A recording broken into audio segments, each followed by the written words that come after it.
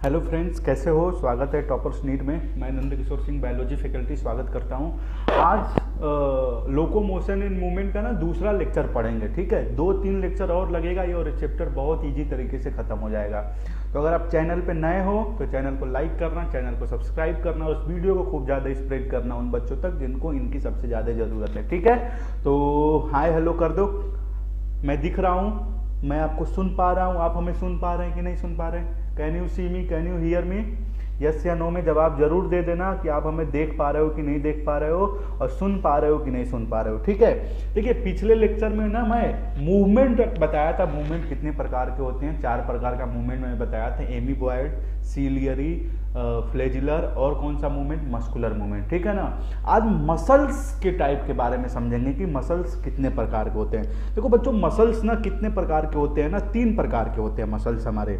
सबसे पहले मसल्स के अगर मैं टाइप के बारे में आपको बताऊं,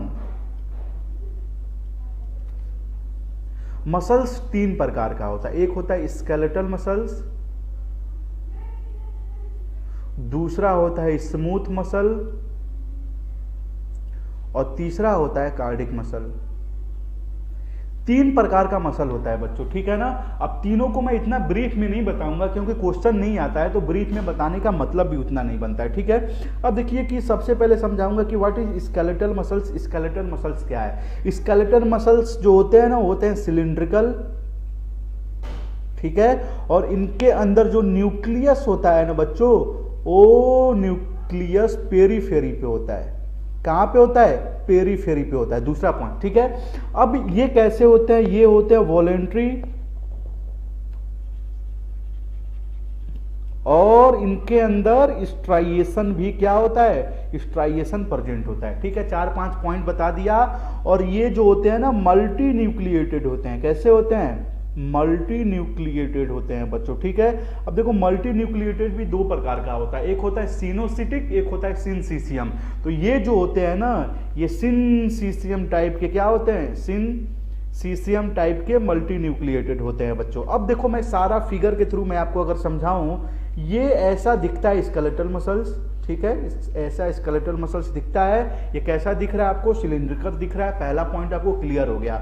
और जो इनका न्यूक्लियस होता है ना, सब पेरीफेरी पे होता है। पेरीफेरी पे होता है। पेरीफेरी मतलब कि एकदम बाहर के साइड पे इनका न्यूक्लियस होता है। ठीक है, दूसरा पॉइंट, ये वॉलेंट्री होते हैं। वॉलेंट्री मतलब क्या होता है कि इनको हम अपने आप से मूव करा सकते हैं। जैसे कि ये हैंड क्या है? स्केलेटल मसल्स है। इसको देखो अपने हाथ से अपने आप से मूव करा पा रहे हैं, मूव हो जा रहा है ना। ये हाथ देखो, ये हाथ देखो, मूव हो जा रहा है ना। क्यों? क्या हो जा रहा है? मूव हो जा रहा है ना। तो जो अपने आप से मूव हो जाए ना, उसे अपन बोलते हैं वॉलेंट्री। ठीक है, अब देखो स्ट्राइएशन क्या होता है। जब इसके अंदर तुम माइक्रोस्कोप से झांक के देखोगे ना, माइक्रोस्कोप से जब तुम देखोगे तो तुम्हें क्या दिखेगा? इसके अंदर ऐसे ऐसे ऐसे ऐसे स्ट्रक्चर होंगे, ऐसे ऐसे स्ट्रक्चर होंगे। ठीक है बच्चों, इसी को अपन बोलते हैं स्ट्राइएशन। ठीक है, स्ट्राइएशन। अब आपको स्ट्राइएशन भी क्लियर हो गया होगा। अब देखिए सिनसीसियम क्या होता है। एक पॉइंट में बता दूं सिनसीसियम क्या होता है। सपोज कि एक सेल है, एक क्या बहुत सारे सेल है, छोटे छोटे सेल है, सबका न्यूक्लियस है अपने पास, सबका न्यूक्लियस है। ठीक है, सबका न्यूक्लियस है। इसका न्यूक्लियस यहाँ पे है, इसका यहाँ पे है, इसका यहाँ पे है, इसका यहाँ पे है, इसका यहाँ पे। ठीक है, जब बहुत सारे छोटे सेल मिलके ना एक लंबे सिस्टम को बना दे, इसी सिस्टम को अपन बोलते हैं सिनसीसियम। आई होप कि आपको समझ में आ गया होगा, कहीं से दिक्कत नहीं होना चाहिए। ठीक है, अब स्मूथ मसल्स के बारे में समझते हैं बच्चों की स्मूथ मसल्स क्या होता है। स्मूथ मसल्स भी बहुत इंपॉर्टेंट है, लेकिन इससे क्वेश्चन नहीं आता है। केवल आपके नॉलेज के पॉइंट ऑफ व्यू से मैं बता दूं कि ये इंपॉर्टेंट है। ठीक है, अब देखो स्मूथ मसल्स कैसे होते हैं, इसको भी मैं समझा दूं।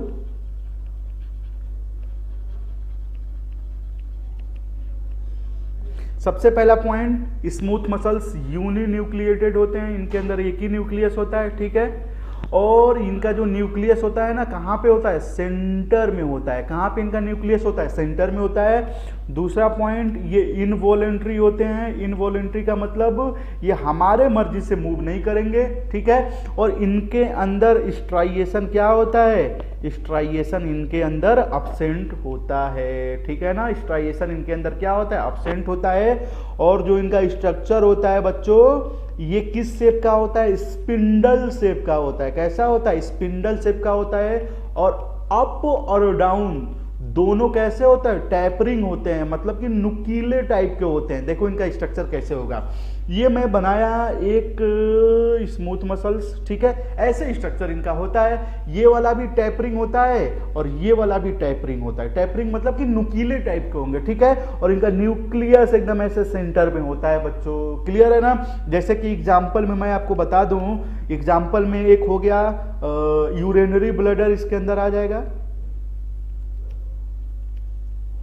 बहुत अच्छा एग्जाम्पल है इसका। जब इसको माइक्रोस्कोप से ऐसे झांक के देखोगे ना, तो ये वाला जो सिस्टम था ना स्ट्राइएशन, ये एब्सेंट होता है इसके अंदर, ठीक है। इसलिए क्या बोलते हैं, इनके अंदर स्ट्राइएशन एब्सेंट है, यूनिन्यूक्लिएटेड होते हैं, इनके अंदर एक ही न्यूक्लियस होगा, और न्यूक्लियस किसमें होता है, सेंटर में होता है। और ये इनवॉलेंट्री होते हैं। इनवॉलेंट्री का मतलब क्या होता है कि जिसे हम अपनी मर्जी से मूव नहीं करा सकते, this is known as involuntary, ठीक है। दो चीज आपको आई होप कि समझ में आ गया होगा, गारंटी है आपको समझ में आ गया होगा, कहीं से दिक्कत नहीं होना चाहिए, ठीक है।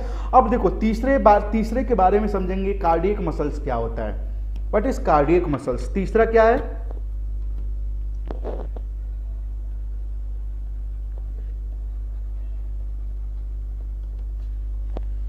सबसे पहले कार्डियक मसल्स का लोकेशन कहां पे होता है, अरे नाम से ही समझ में आ रहा है, दिल में। इसका लोकेशन क्या हो गया, हार्ट हो गया, ठीक है, पहला पॉइंट। ये भी यूनिन्यूक्लिएटेड होते हैं, कैसा होते हैं ये, यूनिन्यूक्लिएटेड होते हैं। ये भी कैसे होते हैं, इनवॉलेंट्री होते हैं, कैसे होते हैं, इनवॉलेंट्री होते हैं। और एक बहुत इंपॉर्टेंट पॉइंट, इसको स्टार लगा लेना, ये ब्रांच्ड होते हैं, ठीक है ना, वो दोनों ब्रांच नहीं थे, ये ब्रांच इनके होते हैं, ठीक है। अब एक और इंपॉर्टेंट पॉइंट इसमें क्या है, एक पॉइंट मैं बता दूं, इनका लोकेशन आपको पता चल गया। हाँ, एक और बात, इसमें स्ट्राइएशन होता है, इसमें क्या होता है, स्ट्राइएशन होता है। अब देखो इसका मैं तुमको अगर फिगर बना के समझाऊं बच्चों, तो देखो क्या होगा फिगर, सपोज कि ऐसा दिखता है हमारा स्मूथ कार्डियक मसल्स, ठीक है, ऐसा,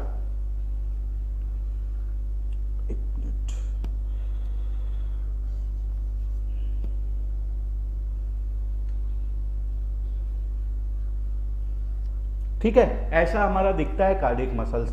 अब देखो इनके अंदर न्यूक्लियस होता है, क्या होता है इनके अंदर, न्यूक्लियस होता है, और इनका भी न्यूक्लियस कहां पे होता है, सॉरी सेंटर में इनका न्यूक्लियस होता है। कहां पे होता है न्यूक्लियस इनका, सेंटर में होता है बच्चों, ठीक है ना, इस पॉइंट को याद रख लेना, इनका न्यूक्लियस कहां होता है, सेंटर में होता है। और जब माइक्रोस्कोप से देखोगे तो इसके अंदर ऐसा स्ट्रक्चर होगा जिसे अपन क्या बोलते हैं, स्ट्राइएशन। तो इनके अंदर स्ट्राइएशन क्या होता है, प्रेजेंट होता है। अब देखो 3 पॉइंट समझना है, इन दोनों को ना, इन दोनों को 3 स्ट्रक्चर मिलके ज्वाइन करते हैं। अगर ज्वाइन नहीं करेगा तो सपोज जब कुछ भी सिस्टम होगा तो उखड़ नहीं जाएगा। जब सांस तुम लोग, जब दिल बीट करता है, जब हमारा हार्ट बीट करेगा, अगर ये दोनों आपस में अटैच नहीं होंगे तो आप खुद सोचिए ना, ये अलग नहीं हो जाएंगे।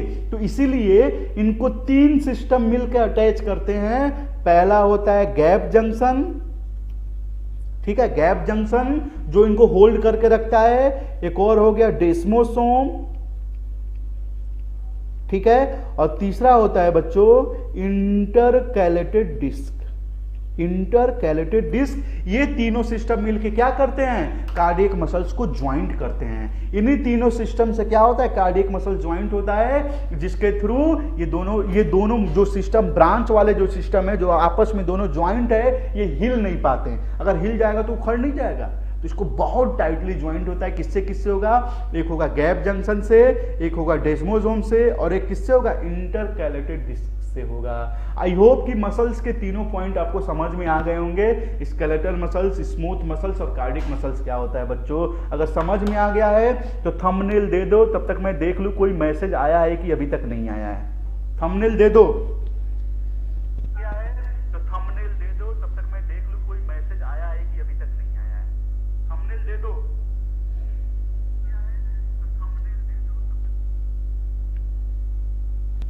ठीक है ना, हो गया। यहां तक तो आपको समझ में आ गया होगा। आई होप कि यहां तक आपको समझ में आ गया होगा, और यहां से कोई डाउट भी आपको नहीं होना चाहिए। अगर डाउट होगा तो आप बता देना। अब देखो एक पॉइंट मैं आपको समझाऊं, इसका स्क्रीनशॉट्स आपको लेना है तो ले लीजिए, कि जो हमारा स्केलेटल मसल्स होता है ना, वो बोन से कैसे अटैच होता है। सबसे पहले इस पॉइंट को समझेंगे कि हमारा स्केलेटल मसल्स बोन से कैसे अटैच होता है। सपोज कि ये एक स्ट्रक्चर मैं बना रहा हूं, शायद आपको देख के पता चल जाएगा कैसा, किस चीज का स्ट्रक्चर है। ये हमारा हैंड हुआ, ठीक है, ये हमारा क्या हुआ, हैंड हुआ, और ये हमारा बोन हुआ, और ये हमारा बोन हुआ। यहाँ पे दो बोन होता है, पता है ना, एक रेडियस होता है, एक अल्ना होता है, इसको मैं अभी नहीं समझाऊंगा। और ये हमारा हो गया मसल।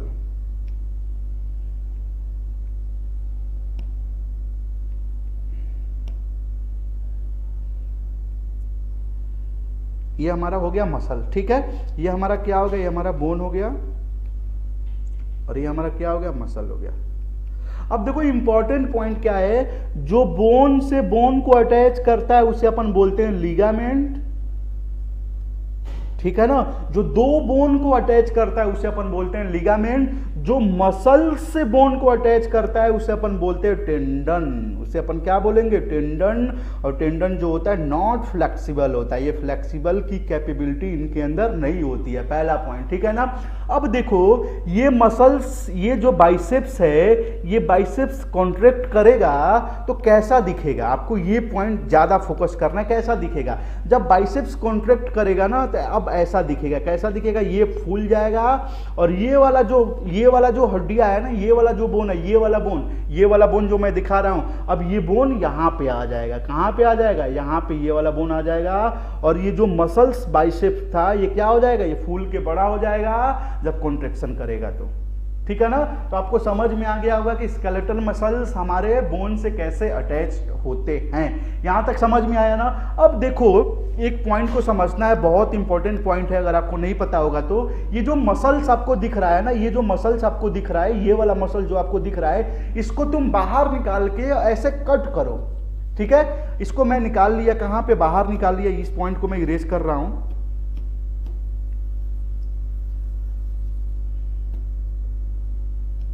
देखो इस मसल्स को तुम निकाल लिए बाहर, ठीक है। ये मसल्स ऐसा दिखा, जब इस मसल्स को तुम ऐसे कट करोगे ना, ऐसे कट करोगे ना, तो ये मसल्स एकदम सर्कुलर टाइप का दिखेगा, सर्कल के जैसा दिखेगा, ठीक है। तो चलिए अब समझते हैं ये मसल्स के अंदर कौन कौन सा स्ट्रक्चर होता है। अगर ये स्ट्रक्चर आप समझ लिए तो आई होप कि मसल्स का पॉइंट अब आपको समझ में आना चालू हो जाएगा। इसके आगे जितना भी पॉइंट है ना, सारा कंसेप्चुअल है, ठीक है ना बच्चों। अब देखो इसमें मसल्स को कट किया, इस पॉइंट को अब इरेज करना पड़ेगा, पेज नहीं बचा है भाई। अब मैं क्या किया था बच्चों, इस मसल्स को मैं जब कट किया तो अंदर से ऐसे स्ट्रक्चर दिखेगा, जैसे कि मैं कैसे दिखेगा, एक ऐसा स्ट्रक्चर होगा, ठीक है, इसके बाहर दो लेयर होगी, क्लियर है ना। इस ऊपर वाले को तो मैं बोल दिया पूरा मसल है, ठीक है। ये अंदर वाले को मैं बोलूंगा फेसिकुलाई, ठीक है ना। और ये जो अंदर का है इसे अपन बोलेंगे क्या, मसल फाइबर। ये क्या है, ये हमारा पूरा क्या है, मसल फाइबर है। आई होप कि आपको समझ में आ गया होगा, ठीक है ना। मसल फाइबर या मसल सेल, कुछ भी बोल दो। अब पॉइंट क्या समझना है जो मैं बताने जा रहा हूं, इस पूरे मसल्स को ना, इस पूरे लाइनिंग के बाहर एक कनेक्टिव टिश्यू की लेयर होती है जिसे अपन बोलते हैं एपीमाइसियम, जिसे क्या बोलेंगे, एपीमाइसियम, ठीक है। किसके बाहर, पूरे मसल्स के बाहर एक कनेक्टिव टिश्यू की लेयर होती है जिसे बोलते हैं एपीमाइसियम, ठीक है। अब ये फेसिकुलाई जो आपको दिख रहा है ना, इस फेसिकुलाई के बाहर भी कनेक्टिव टिश्यू की लेयर होती है, इस फेसिकुलाई के बाहर भी कनेक्टिव टिश्यू की लेयर होती है जिसे अपन बोलते हैं पेरीमाइसियम, पेरीमाइसियम, ठीक है ना। इसे अपन क्या बोलेंगे, पेरीमाइसियम। और इस मसल्स के बाहर भी कनेक्टिव टिश्यू की लेयर होती है जिसे बोलते हैं एंडोमाइसियम, क्या बोलेंगे, एंडोमाइसियम।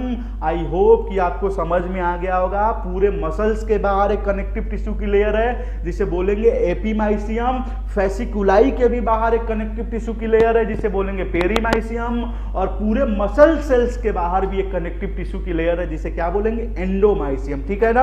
अब देखो ये मसल सेल्स को भी जकड़ के एक स्ट्रक्चर रखता है, एक स्ट्रक्चर क्या होता है, इस मसल सेल्स को ऐसे पकड़ के रखता है। सपोज इस वाले पॉइंट को, इसी वाले फिगर को आप फोकस करिएगा, ये हुआ मसल पूरा, ये हुआ फेसिकुलाई, और इसके अंदर हो गया मसल। सपोज कि एक मसल्स नहीं है, दो मसल्स हुआ, तीन मसल्स हुआ, तीनों मसल्स को जो स्ट्रक्चर टाइटली पैक करके रखता है ना, उसे अपन बोलते हैं फैसिया, ठीक है ना। तो फैसिया क्या होता है, फैसिया वो सिस्टम है जो पूरे मसल्स फाइबर को क्या करके रखा है, एकदम होल्ड करके रखा है कि आपस में हिले नहीं मसल्स, ठीक है ना।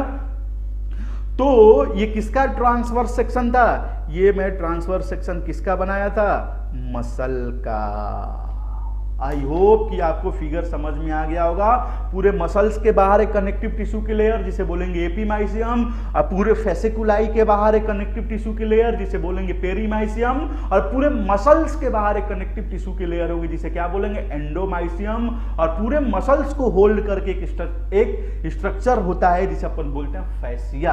आई होप कि समझ में आ गया होगा, ठीक है ना।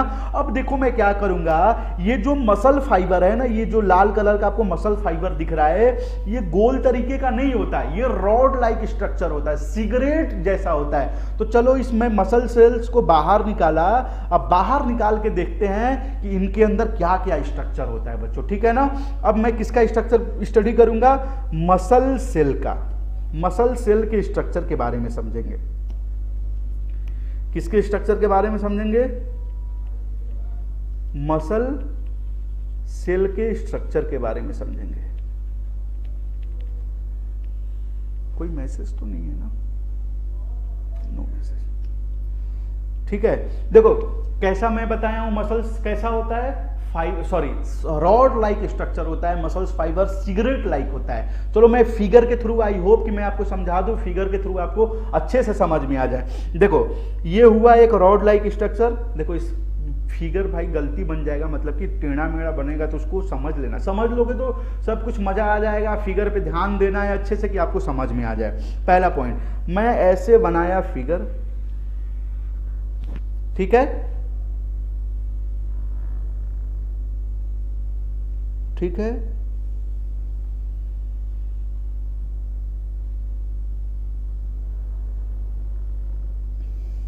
ये पूरा क्या हो गया, ये पूरा स्ट्रक्चर हो गया मसल,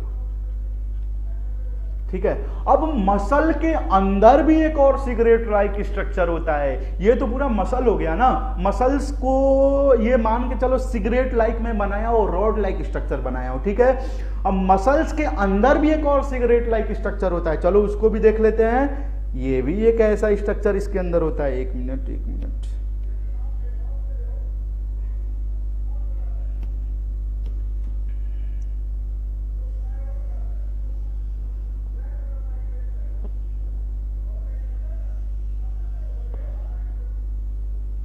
इसके अंदर भी एक सिगरेट लाइक स्ट्रक्चर होता है जिसे अपन बोलते हैं मायोफाइब्रिल, जिसे क्या बोलेंगे, मायोफाइब्रिल।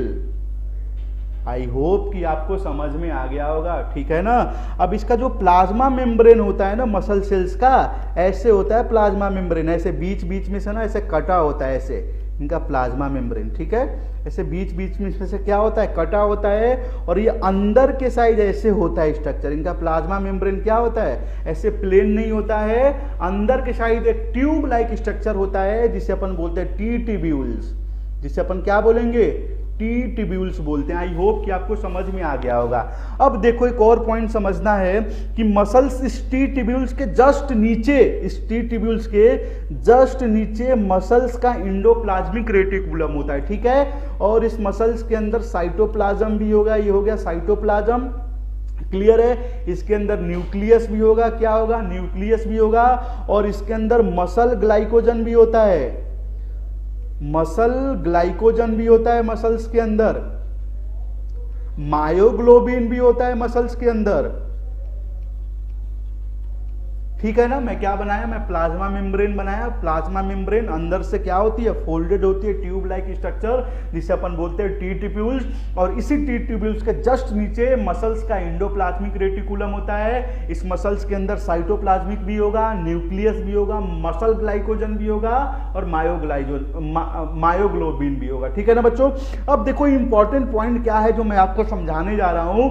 मसल सेल्स के इंडोप्लाज्मिक रेटिकुलम को ना सार्कोप्लाज्मिक रेटिकुलम बोलते हैं, सार्कोप्लाज्मिक रेटिकुलम बोलते हैं। मैं क्या बताया कि मसल सेल्स के इंडोप्लाज्मिक रेटिकुलम को क्या बोलते हैं, सार्कोप्लाज्मिक रेटिकुलम बोलते हैं। आई होप कि आपको समझ में आ गया होगा, ठीक है ना। अब मसल सेल्स के साइटोप्लाज्म को अपन क्या बोलते हैं बता दो, सार्कोप्लाज्म। एक मिनट देखो मैं स्पेलिंग क्या लिख रहा हूं यहां।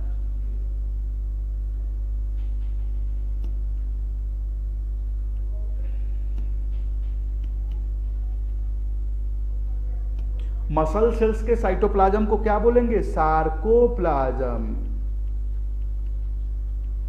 ठीक है ना। अब मसल सेल्स के प्लाज्मा मेम्ब्रेन को क्या बोलते हैं, सार्कोलेमा। क्या बोलते हैं, सार्कोलेमा। क्लियर है ना। जो जो मैं पॉइंट बताना था मैं आपको सारा पॉइंट बता चुका हूं।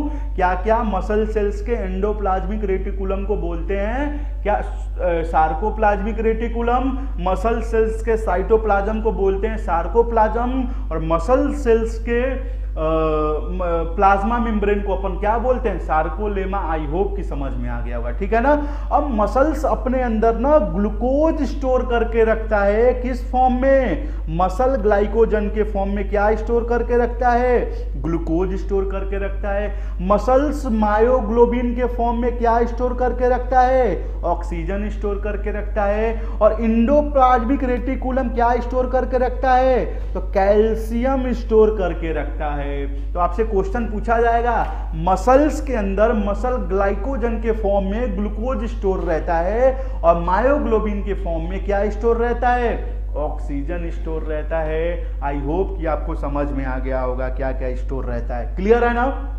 अब देखो कि मसल्स ग्लाइकोजन ग्लूकोज स्टोर करके क्यों रखता है, मसल्स ऑक्सीजन स्टोर करके क्यों रखता है। सपोज तुम रात में सोए हो, तुम्हें मन कर दिया आज बनूंगा मैं मिस इंडिया, लगे दौड़ने, खूब दौड़ने लगे, तो भैया ब्लड को ऑक्सीजन देने में, ब्लड को, सपोज ये ब्लड है, ये ब्लड है, ये ब्लड जब तक ऑक्सीजन इसे देगा तब तक लेट नहीं हो जाएगा।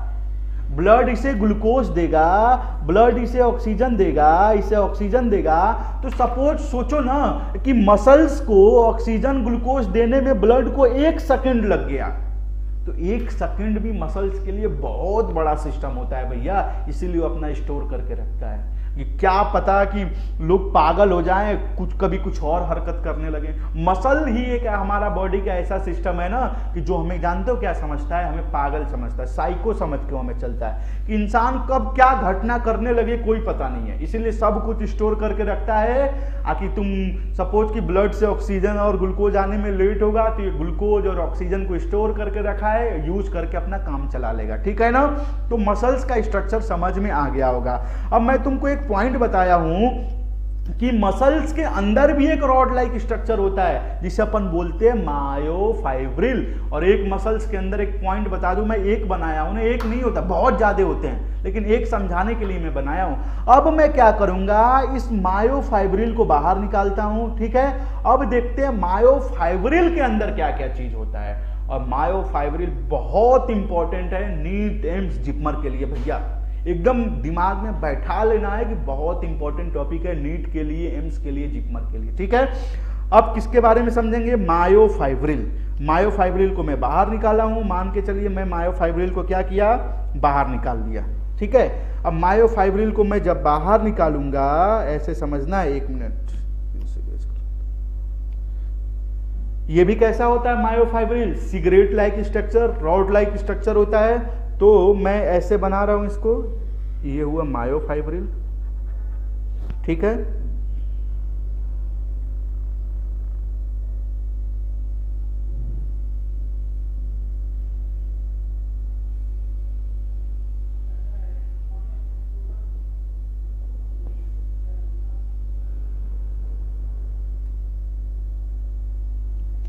ठीक है ना, ये मायोफाइब्रिल हुआ।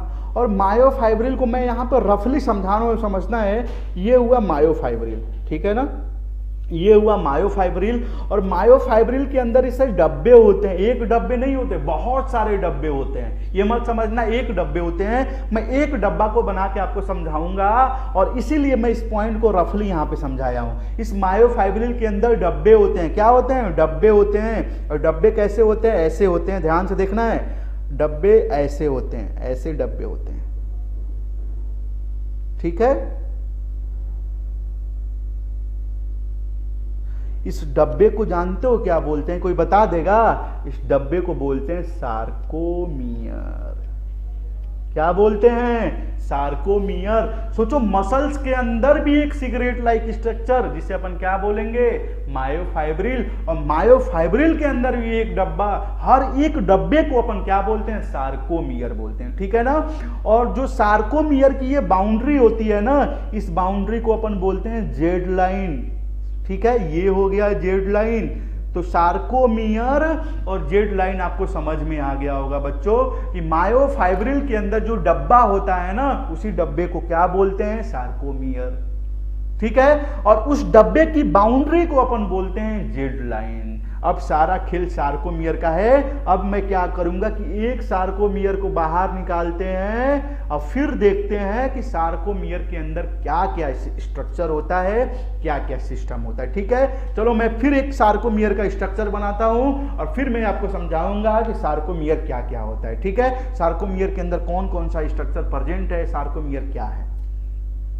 अब देखो मैं ऐसे ऊपर की साइड आया हूं, आपको दिख रहा होगा, आई होप दिख रहा होगा, ठीक है। अब मैं बनाया सार्कोमियर, इधर देखो मैं बनाया ये क्या? सार्कोमियर।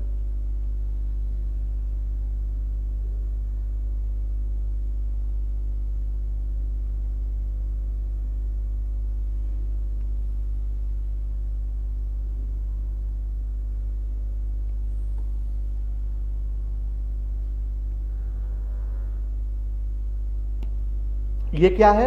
ये हो गया सार्कोमियर, ठीक है ना। ये क्या हो गया? सार्कोमियर। और सार्कोमियर की लाइनिंग को अपन क्या बोलते हैं? Z line. क्या बोलते हैं अपन? जेड लाइन बोलते हैं, ठीक है ना। अब देखो 4 पॉइंट को समझना है। सबसे पहला एक समझेंगे, इसको मैं यहीं पे करता हूं एक बार। 4 पॉइंट को समझना है। एक समझेंगे एम लाइन क्या होता है, ठीक है। एक समझेंगे ए बैंड क्या होता है, एक समझेंगे जेड लाइन क्या होता है, और एक समझेंगे आई बैंड क्या होता है, ठीक है। और 5वें नंबर का जो पॉइंट है समझेंगे कि एच जोन क्या होता है। क्लियर है ना? क्लियर है ना? 2 पॉइंट समझेंगे। लेकिन एक पॉइंट मैं आपको बता दूं, पीछे की साइड शायद आपको नहीं पता होगा। वेयर इज योर पॉइंट, किधर गया? ये जो आपको मायोफाइब्रिल दिख रहा है ना, मायोफाइब्रिल के पॉइंट पे मैं एक चीज बता दूं। मायोफाइब्रिल के अंदर दो फिलामेंट होता है, 2 फिलामेंट होते हैं। मायोफाइब्रिल के अंदर 2 फिलामेंट होते हैं। एक होता है एक्टिन फिलामेंट, सॉरी एक होता है थिन फिलामेंट, एक क्या होगा? थिन फिलामेंट, और एक होता है थिक फिलामेंट। कितने फिलामेंट होंगे? 2 फिलामेंट होते हैं। एक होता है थिन फिलामेंट, एक क्या होता है? थिक फिलामेंट होता है, ठीक है। थिन फिलामेंट एक्टिन प्रोटीन से बना होता है, और थिक फिलामेंट जो होता है ना, मायोसिन नामक एक प्रोटीन होता है, उससे बना होता है। तो थिन फिलामेंट एक्टिन प्रोटीन से बना होगा और थिक मायोसिन के प्रोटीन से बना होगा। और हमारे मायोफाइब्रिल के अंदर 2 फिलामेंट होंगे, एक थिन फिलामेंट, एक थिक फिलामेंट, ठीक है। अब देखो, अब इस स्ट्रक्चर पे आपको ध्यान देना है, अब इस स्ट्रक्चर पे आपको ध्यान देना है, ठीक है। अब देखो मैं आपसे पॉइंट क्या बता रहा हूं कि ये हमारा क्या है कि सार्कोमियर है। एक सार्कोमियर है, एक सार्कोमियर, 1 सार्कोमियर ही है। अब इस सार्कोमियर का ये कौन सी लाइन है? जेड लाइन है, ठीक है ना। अब ध्यान क्या देना है, मैं जो बताने जा रहा हूं उसको समझना है कि सार्कोमियर के जेड लाइन के ऊपर थिन फिलामेंट होता है। किसके ऊपर? ये हुआ थिन फिलामेंट, ये हुआ थिन फिलामेंट, ये हुआ थिन फिलामेंट।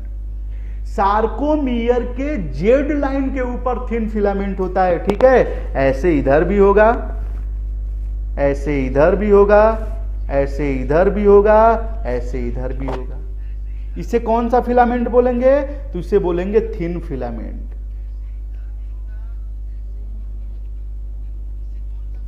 अच्छा, थिन फिलामेंट कहां होता है? तो थिन फिलामेंट सार्कोमियर के जेड लाइन के ऊपर क्या होता है? थिन फिलामेंट होता है। आपको थिन फिलामेंट समझ में आ गया होगा कि थिन फिलामेंट क्या होता है।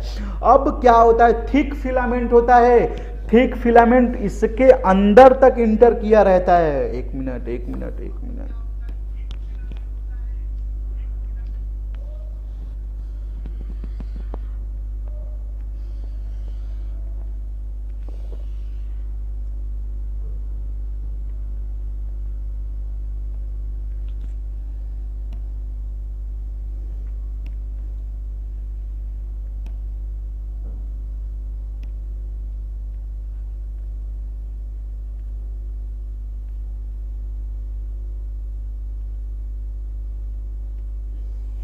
ठीक है। अब देखो सार्कोमियर की जेड लाइन पे थिन फिलामेंट होता है, ठीक है, और जो अंदर का स्ट्रक्चर होता है, थिन फिलामेंट के अंदर जो स्ट्रक्चर होता है, इसे अपन बोलते हैं थिक फिलामेंट। इसे अपन क्या बोलेंगे?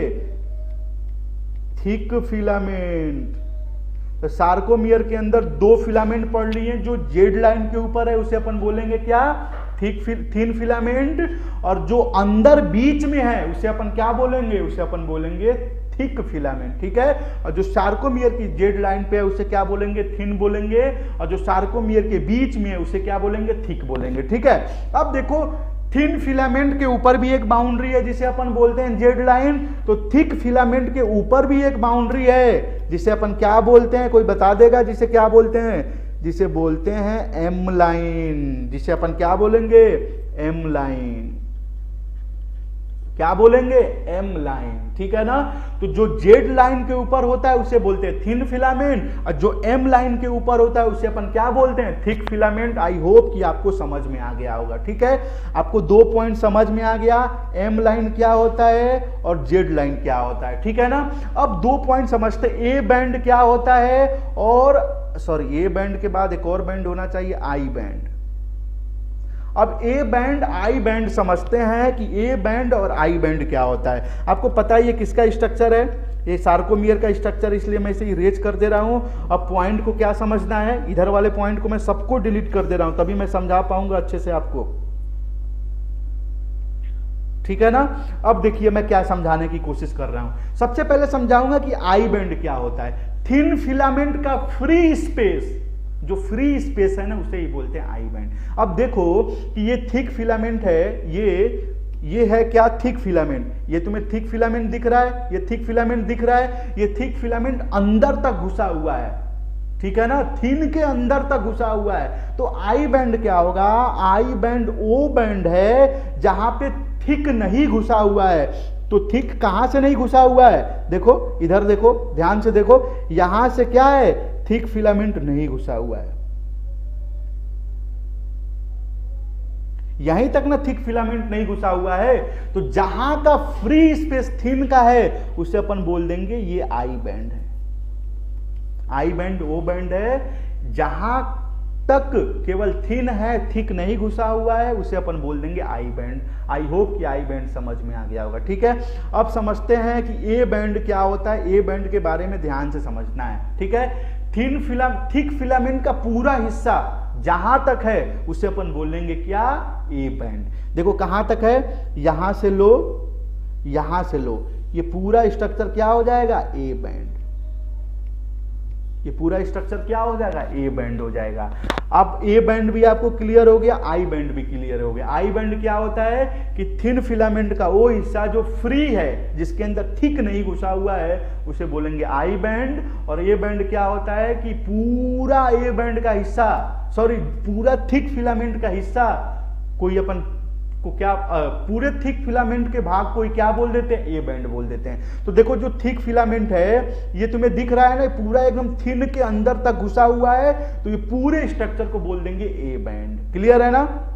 तो आई बैंड ए बैंड आपको क्लियर हो गया। एक पॉइंट और समझना है कि एच जोन क्या होता है। एच जोन समझना है क्या होता है। एच जोन वो जोन होता है थिक फिलामेंट का, ध्यान से समझना है। एच जोन क्या होता है? थिक फिलामेंट का वो हिस्सा जहां तक खुद अपना स्पेस लेके बैठा है, थिन के अंदर नहीं घुसा है। वो स्पेस ध्यान से समझना है। एच जोन क्या होता है? थिक फिलामेंट का वो हिस्सा जहां तक वो थिन के अंदर नहीं घुसा हुआ है, उसे अपन बोल देंगे एच जोन। तब देखो कहां तक नहीं घुसा हुआ है यार, इस पॉइंट को समझना है। यहां तक देखो, ये जो थिक फिलामेंट है, ये तुम्हें थिक फिलामेंट दिख रहा है, ये जो ब्लैक कलर का ये क्या है? थिक फिलामेंट है। यहां तक का हिस्सा, यहां तक का हिस्सा आपको दिख रहा है ना, ये पूरा हिस्सा ये थिन के अंदर नहीं घुसा हुआ है। तो थिक फिलामेंट का वो हिस्सा जो केवल अपना स्पेस लेके बैठा है, थिन के अंदर नहीं घुसा हुआ है, उस स्ट्रक्चर को मैं बोल दूंगा एच जोन। एच जोन ठीक है, समझ में आया।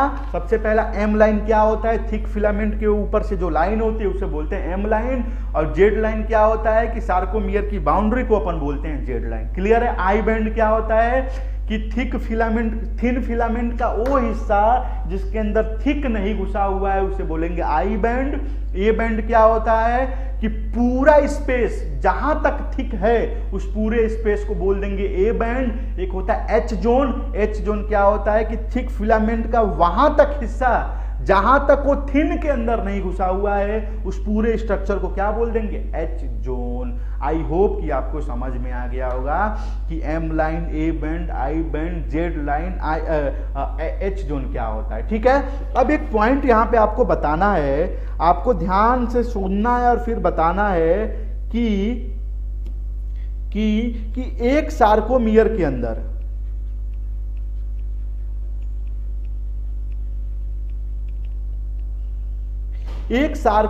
अंदर क्या क्या होता है। ठीक है, एक सार्कोमियर के अंदर क्या क्या होता है ध्यान से समझना है। हाफ हाफ हाई बैंड, ये तुम्हें हाफ दिख रहा है ना, और ये वाला जो इधर गया है ना दूसरे सार्कोमियर में है, तो एक सार्कोमियर के अंदर क्या होगा, half I band, one A band, देखो ना एक पूरा ए बैंड है ना, वन ए बैंड, और फिर हाफ हाफ आई बैंड। ये देखो ना हाफ हाफ नहीं दिख रहा है, यहां तक हिस्सा जिसके अंदर थिक नहीं घुसा हुआ है उसे बोल देंगे आई बैंड। तो हाफ हाफ हाई बैंड, एक ए बैंड और हाफ आई बैंड। आपसे क्वेश्चन ये एक बार नहीं कम से कम 2-3 दफा मेडिकल के एग्जाम में आ चुका है कि I band, sorry one sarcomere के अंदर कितने सिस्टम होते हैं, तो half I band, one A band plus half I band. I hope कि आपको समझ में आ गया होगा बच्चों। अगर आपको समझ में आ गया है तभी खूब मजा आने वाला है, क्योंकि इसके बाद ही आप समझ पाओगे मसल्स कॉन्ट्रैक्शन कैसे होता है। ठीक है, 2 पॉइंट, मसल्स के अंदर एक और सिगरेट लाइक स्ट्रक्चर जिसे अपन बोलते हैं क्या, मायोफाइब्रिल। अब मायोफाइब्रिल के अंदर डब्बा, डब्बे को क्या बोलेंगे, सार्कोमियर, और सार्कोमियर के बाउंड्री के ऊपर कौन सी लाइनिंग, जेड लाइन के ऊपर कौन सी लाइनिंग होती है, थिन फिलामेंट। एम लाइन के ऊपर कौन सा फिलामेंट, थिक फिलामेंट। और आई बैंड क्या होता है कि थिन फिलामेंट का फ्री स्पेस को आई बैंड बोलते हैं। ए बैंड क्या होता है, थिक फिलामेंट के पूरे स्पेस को ए बैंड बोलते हैं। और एच जोन क्या होता है कि थिक फिलामेंट का वो हिस्सा जो अपना प्रॉपर प्लेस लेके बैठा हुआ है उस हिस्से को बोल देंगे एच जोन। ठीक है ना, 3 पॉइंट क्लियर हुआ। और चौथा मैं क्या बताया हूं कि वन सार्कोमियर के अंदर क्या क्या चीज होगी, half half I band plus one A band plus half I band. I hope कि आपको समझ में आ गया होगा। ठीक है, अगर समझ में आ गया है तो क्या करना है, चैनल को लाइक करना है, चैनल को सब्सक्राइब करना है, और इस वीडियो को खूब ज्यादा स्प्रेड करना है उन बच्चों तक जिनको इनकी सबसे ज्यादा जरूरत है। ठीक है, अगर अगर आप मेरे से पढ़ना चाहते हैं तो इस चैनल को जरूर लाइक कर लेना, चैनल को सब्सक्राइब कर लेना और घंटी को दबा लेना ताकि नोटिफिकेशन आपको मिल सके। ठीक है, अगले 2 लेक्चर में या तो नेक्स्ट लेक्चर में इस चैप्टर को मैं खत्म कर दूंगा, और अगला जो न्यू चैप्टर स्टार्ट करूंगा, क्या स्टार्ट होगा, उसका नाम है ह्यूमन हेल्थ एंड डिजीज। ठीक है, इससे भी ऑन एन एवरेज क्वेश्चन आता है नीट में, और जब ये चैप्टर खत्म हो जाएगा ना तो मेरी गारंटी मैं आपको क्वेश्चन कराऊंगा। क्वेश्चन कराने के बाद क्या करूंगा, नेक्स्ट चैप्टर को स्टार्ट करूंगा बच्चों। ठीक है, तो अभी के लिए इतना ही, फिर मिलते हैं अपन नेक्स्ट वीडियो में। Thank you so much, bye bye.